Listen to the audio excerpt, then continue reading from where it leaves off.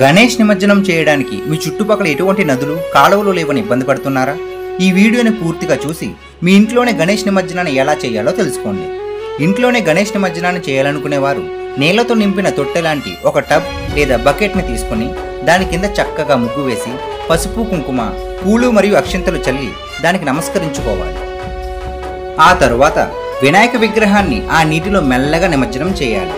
మీ దగ్గర పవిత్ర జలం లేదా గంగా జలం ఏదైనా నదీ జలం ఉంటే వాటిని కూడా ఆ నీటిలో కలిపి నిమజ్జనం చేసుకోవచ్చు.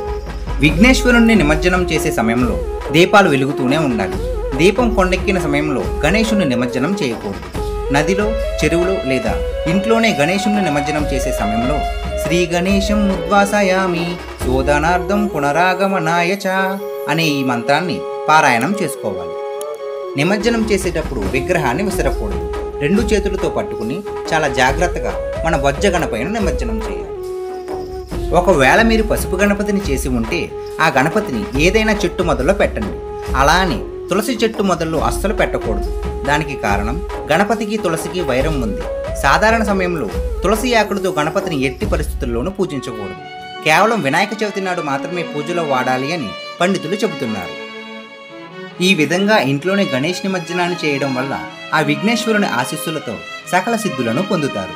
ఈ వీడియో మీకు నచ్చితే ఇంట్లోనే నిమజ్జనం చేయాలనుకునే మీ ఫ్రెండ్స్ అండ్ ఫ్యామిలీ మెంబర్స్కి షేర్ చేసి మా హరివం ఛానల్ని సబ్స్క్రైబ్ చేసుకోండి.